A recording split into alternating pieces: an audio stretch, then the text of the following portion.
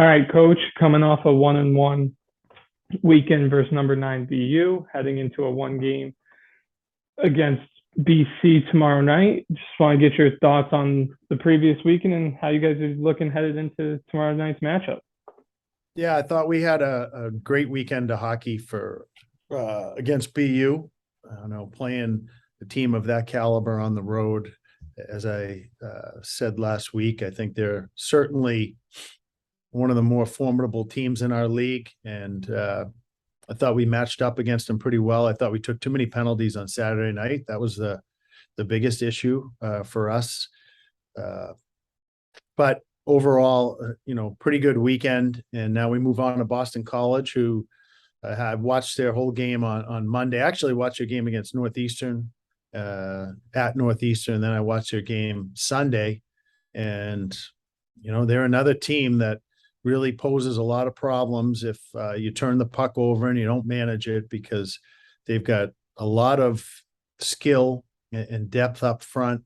They've got some talented defensemen, and Benson's been playing really well for him in net. So it's going to be we're going to need another great effort from our team tomorrow night. All right, we'll open up for questions. Dan, we'll go over to you. Morning. Do you have an update on Ty? He is questionable right now. He's not out for tomorrow night, but we're just gonna, he hasn't come in yet today, so we're waiting to see how he reacts today. But he was pretty sore after the weekend. The fact that he's even questionable, though, that's got to be a pretty big relief, right? Yes, yeah, it was. I was really concerned. He came back in the game and played in the game, but his shoulder did dislocate, and when they popped it back in, and he was able to get through the game, I think, on adrenaline. But the next day he was very, very sore. X-rays were negative, which was good. So we'll just see how he's managing that. All right, we'll head over to you, Eric. Coach, can you talk a little bit about Nick and his start to the season? You mentioned preseason. I think you wanted him to pick up the scoring a little bit. Talk about how he's done so far. I'm sorry, who was that? Nick Capone. Nick Capone. Yeah, Nick. I think Nick is playing really solid. He's a force. He's got to be a power forward for us. And when he's skating and playing physical, I think the goal scoring takes care of itself, because he shoots the puck really well. He gets to the areas that you got to score goals, and great evidence of that last week where he found, he got to the slot, he stopped, found an area, and Andrew Lucas made a great pass to him, and he buried it. And we need more of that from Nick. Thank you. Go ahead, Bob. Mike, your thoughts on what Tabor and Tristan Frazier are giving you at the center spot as freshmen? They've been fantastic. I think both of them, they're different players. Tristan's more of that heavy power center, and Tabor's more of quick, feisty, and they're both very, very competitive. And we're going to need them both to step up this week, because if Ty can't play, they're going to have to fill his role on the penalty kill, which I think they're both capable of. Go ahead, Randy. Oh, Randy, you're muted. Hold on one second. Jerry. Oh, I jerried you. Morning, Cav. Your turn this week, Randy. Yeah. We got to have one in a year. Since Twerberg went to the wing and Shandor went to center, I mean, Twerberg had a big weekend last weekend. Is he more effective on the wing, do you think, as far as scoring? I think he's effective in both areas. The way we play, I think the center position is really just about faceoffs. We interchange positions quite a lot throughout the game. We don't have a scheme where the center is always down low, or the center is always in this spot in the defensive zone, or through the neutral zone, or in the offensive zone. So we interchange quite a bit, our forwards. So they all have to be able, like a right wing's got to be able to play left wing, and our left wing's got to be able to play right wing. So, and center's got to be able to play both wing positions. I think the biggest area is often faceoffs. So if guys can win faceoffs, they're going to take them. And it looks like they're playing center, but it's really just about the faceoff. If that makes sense, Randy. So Yep. I think you're going to see him in we're going to bounce him around quite a bit this year. He's just a good hockey player, no matter where he plays. He's exceptional speed. He's strong on his skates. He shoots the puck really well. And he's playing at the top of his game right now. You have a defenseman in Lucas who's put up, I think, 8 points at this point. Obviously, he had the big overtime winner. Can you talk about his skill set? I mean, he doesn't, in the games I've seen, is not exactly like blowing you away with anything, but it's just he's so accurate and he's so heady, and it just seems like, I mean, he uses his intelligence really well. Is that accurate, or what do you think? Yeah, it's very accurate. I think, you see some of those defensemen in the mold of an Adam Fox who doesn't blow you away physically or with his speed, but they're just so smart and they're so savvy with the puck that I think Andrew has a lot of those qualities as a defenseman. And he just makes really good plays. He has great patience. He sees the ice well, and he's a gamer too. He's really competitive. So he's been a fabulous addition to our program. That's for sure. Last one for me. You talked about BC's skill up front. Gauthier is the top 5 pick. I mean, what specific challenges does he in particular give your defense? Well, I think that whole line, I mean, you could argue that line's the best offensive line in the country in our league, with, Gauthier is big and strong up the middle and has a great skill set. Nestorenko might be the most skilled player in the league. He can do it all offensively, and Ambrosio's arguably the fastest player in the league. So they all pose a different threat, the 3 of them, and we're certainly going to have to manage the puck when they're on the ice. Thanks, Cav. Sure. All right, Dan, over to you. I'm curious, when you're making decisions about who you're going to put in goal, how much of that is what Vince is telling you and what Vince has seen, and how much of that is your own analysis and what you've seen from them? Well, everything's a collaborative effort when it comes to making lineup decisions, whether it's goal, defense, or forward.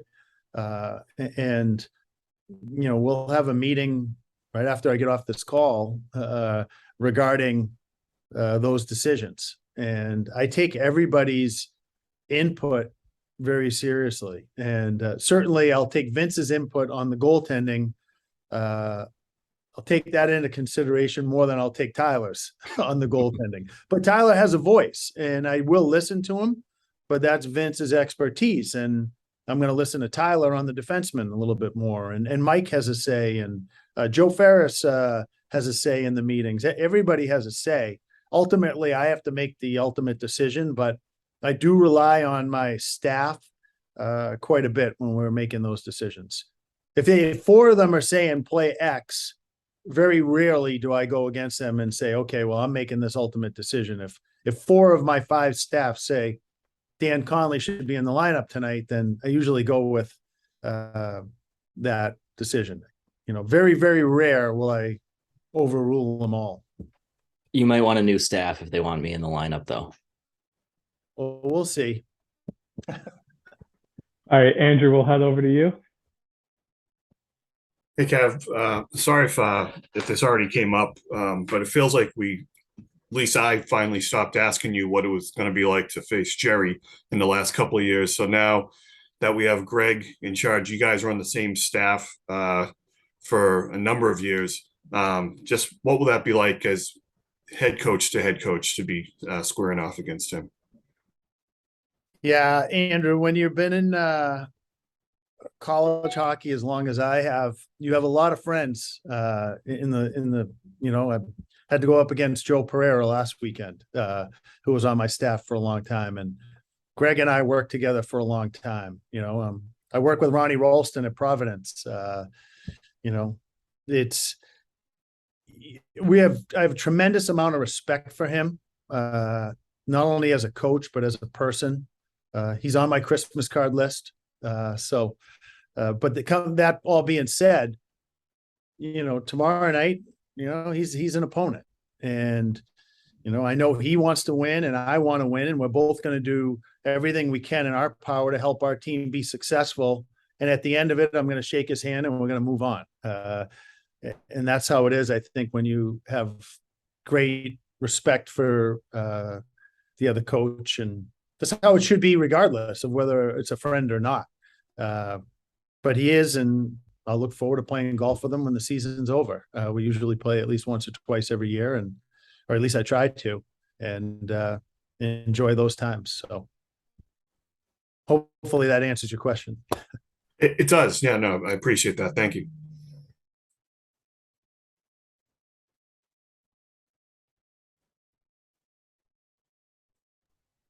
Eric, we'll head over to you. Go ahead. Just kind of along the same lines, Mike, following up with that, has the style changed at all with Greg taking over? Should fans see anything different, or is this the same Boston College team you've used to seeing over the years? Eric, I've only watched a couple games that they've played, but they look like the Boston College team. That they're very up-tempo team. They're outstanding in transition. They compete really hard in their own zone. It looks very similar, and quite frankly, I think Greg and I are both disciples of Jerry, and we both try to play a very similar brand of hockey. So, I don't see a major difference. Okay. Bob, we'll head over to you. Okay. What about the impact? I think you talked about this last week, what Tyler Helton's brought this year, elevating up in role, and what Mike Pereira's brought to the team. Mike, what are their roles, and how different are they from, well, particularly for Tyler, from last year to this year, if any? Yeah, Tyler's role isn't, tremendously different. He was still heavily involved in a lot of our game planning last year. And, I certainly probably am relying on him a little bit more than Mike, only because Mike's new to the program. But Mike still definitely has a voice, and he's brought some different and new ideas. And I think that's always positive and it's really good for a program to have new ideas.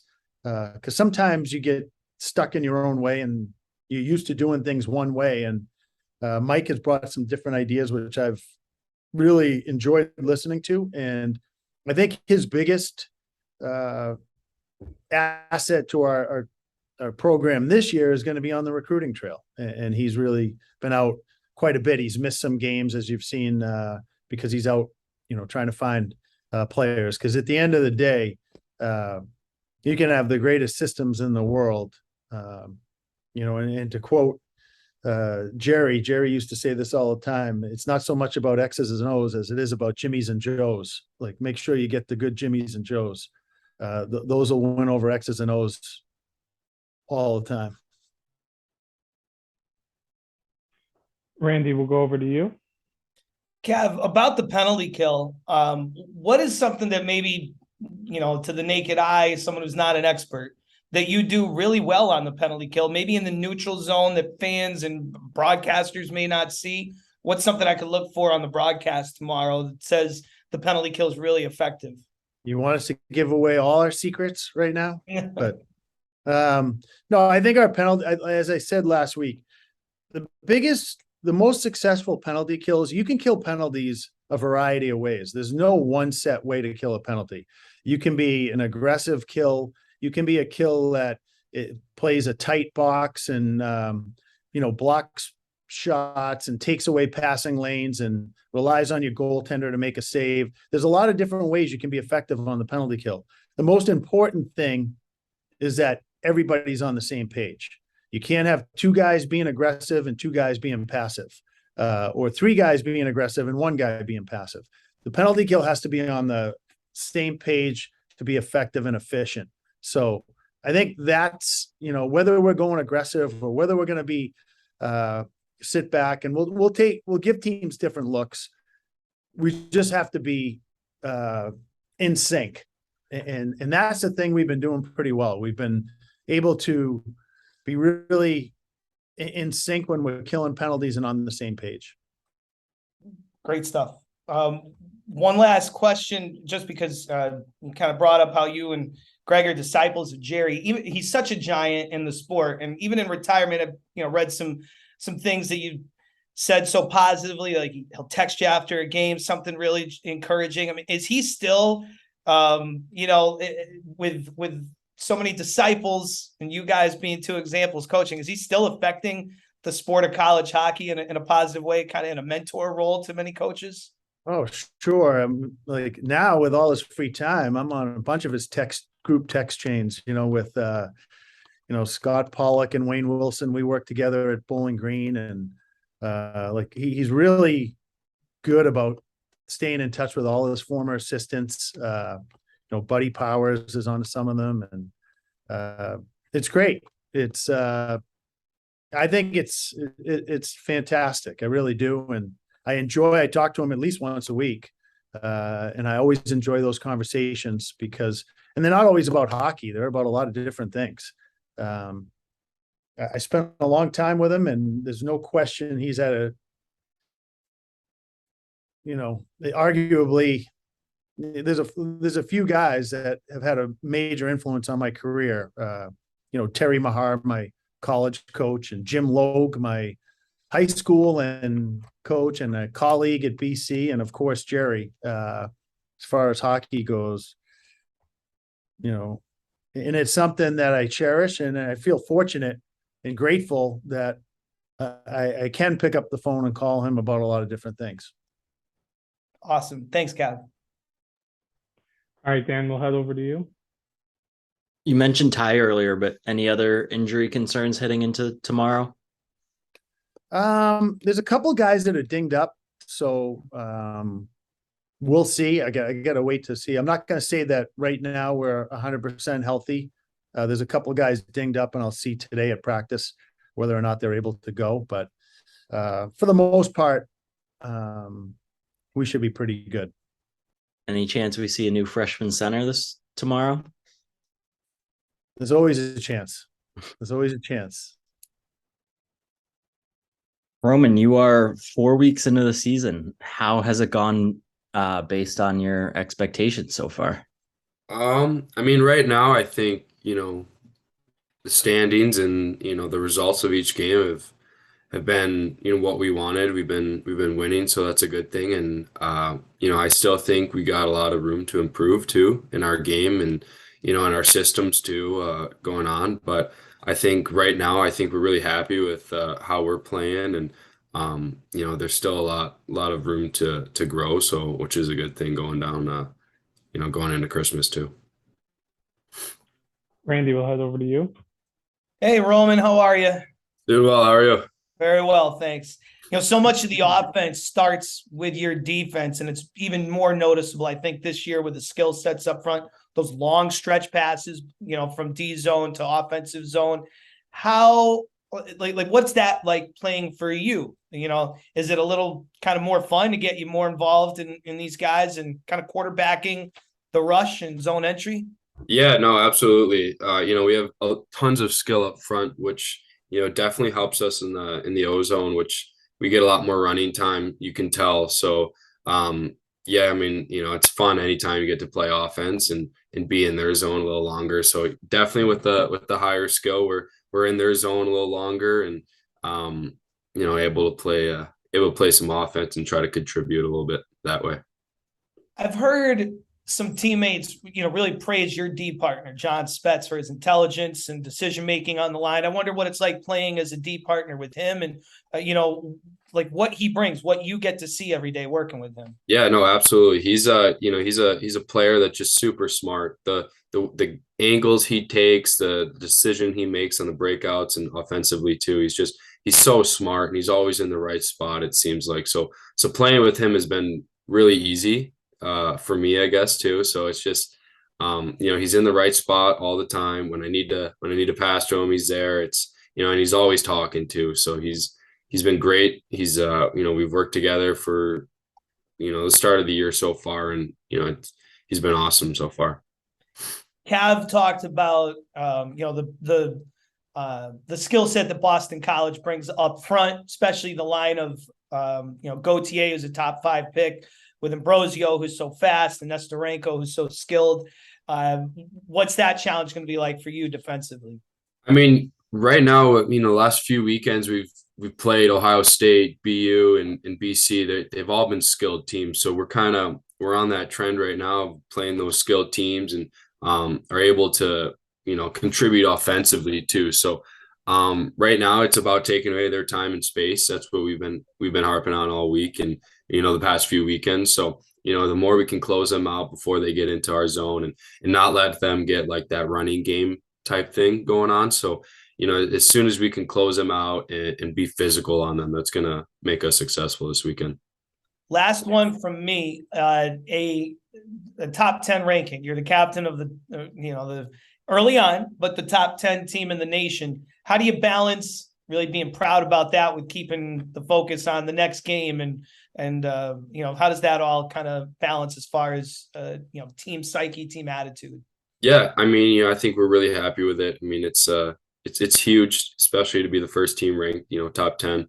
But coach, he really emphasizes that we focus on what's next and what's ahead of us. So we liked seeing it, but I mean, I don't think we're looking too deep into that. So we know from last year's, we know that stuff changes really easily. So we got our microscope, we got our telescope, and we got BC coming up next, and then we got our our Hockey East and national championship in the future. So we're kind of focused on those things, and the rankings are rankings, and it's nice to see, but it's not the end all be all. Thanks, Roman. Looking forward to Thursday. Yeah, thank you. All right, Bob, we'll head to you. Hey, Roman, thanks for doing this. First of all, the success of the penalty kill this year. I mean, you had so much talent last year, and the numbers weren't as you would hope. But this year, I mean, it's been close to perfect. What do you attribute to the success of the penalty kill this year? Yeah, I mean, Heltz runs our penalty kill, and he's been great. Even towards the end of last year, we kind of noticed her having a lot of success on the penalty kill. But I think it's being aggressive in how much they harp on. We all go. It's having good sticks and really not letting them set up and get into their structure. So we're just trying to be aggressive, play fast, and clear the front of the net. So we're not letting any second opportunities go in. And also the addition of Andrew Lucas. I mean, we've seen what he can do, particularly Friday, the game that we did on the radio. Made a couple of great plays, scored the game winner, obviously. But what has he brought to the defensive core? That's something we may not see when we will actually watch the game. What kind of intangibles does he bring? I mean, I'm sure you guys see it, just the offense he brings. He's incredibly smart with the puck. He has so much patience too, back like in the D zone and making plays offensively too. It's crazy to see. I mean, you guys see it in the games, but we've seen it since the day he got here on campus. So right when he got here, we were super excited that he's on our team now. We remember him playing from Vermont. So it's just the creativity he brings with the puck, the poise, and and how hard he works every day too. It's really cool to see. Last one from me. How pleasant is it to see that both goaltenders have really stepped up and helped carry the load this year after Darian was such the workhorse last year? Yeah, no, it's awesome to see. I mean, they compete every single day in practice. They compete with themselves. So those are two of the hardest working goalies I've probably ever been on a team with. They're on the ice, in the mornings before practice, they're staying out for an hour after practice. So, I think they work off each other, and, to see them have success early on, it's really cool to see. And, it's no surprise to us. They work really hard. All right, Dan, we'll head to you. With those two goalies, is there a difference between playing with the two of them since they have two completely different styles? For us, I don't think their styles kind of changes the way we play. There are some things like with Arseni, and he's not, super great with the English. So it's like when we go back for a puck, we might have to, yell a little louder. Hey, leave it back there, something like that. But no, the way they play doesn't really change how we play. But we're all confident no matter who's in net. So They've been rocks back there so far, and I think they're gonna continually have success this year.